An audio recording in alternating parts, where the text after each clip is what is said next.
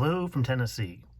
So, I found myself in an interesting position where I am down to just one Seiko watch.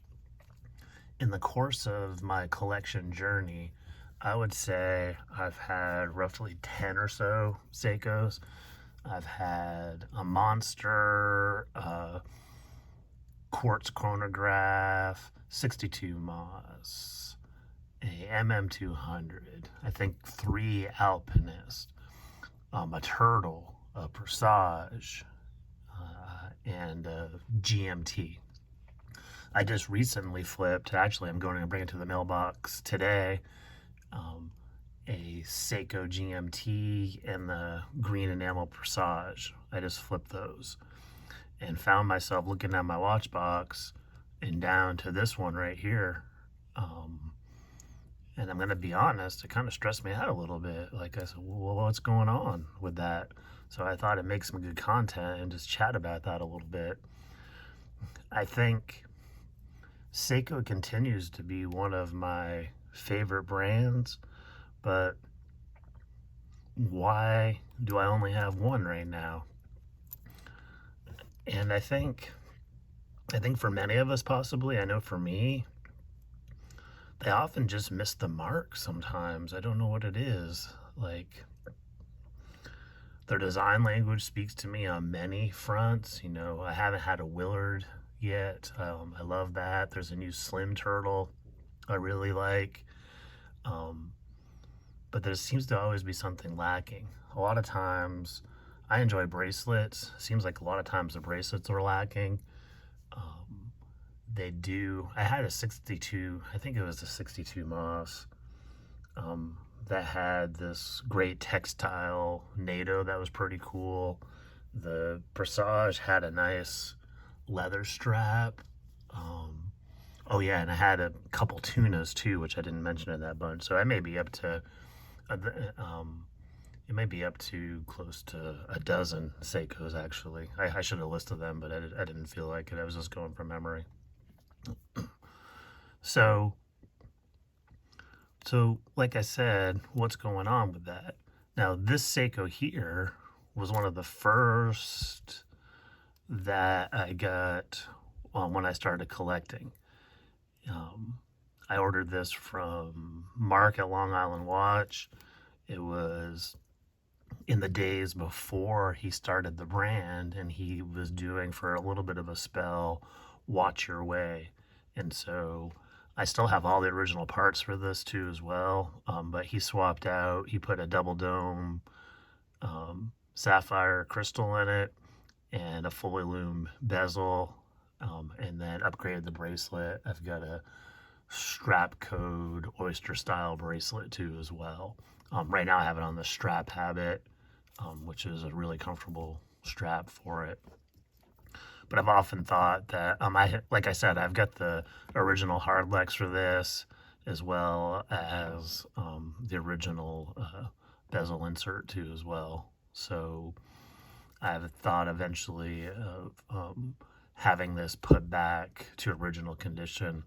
Um, I run with a couple guys in the Discord that I'm in that probably could do the mod for me. So I've thought about that.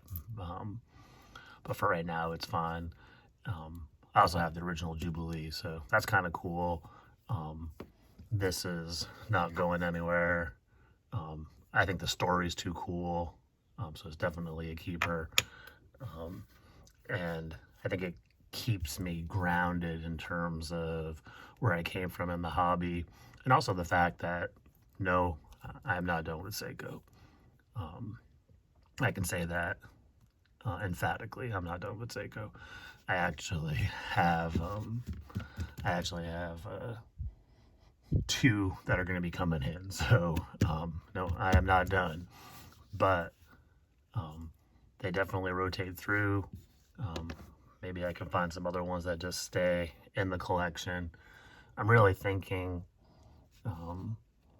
finding those affordable ones is kind of the lure of Seiko a little bit, which is getting increasingly difficult to do. But I'm finding, I know I'm kind of all over the place here, but I'm finding that The higher priced Seikos, and when I say higher priced, let's just say 1,000-ish, give or take, you know, 200 or 300 either side of that. Frankly, there's just better options in those categories, for other watches, whether it be a micro brand or, you know, a used Swiss watch, you know, like this one right here. I got this for a really good price. Um, and, you know, I just think there's better options in those price ranges. With that being said, the fact that their design language is so interesting to me, I'm going to see myself getting more of them, but maybe focusing on the more affordable side, or maybe some older models. There's a there's a yellow tuna I've got on my mind.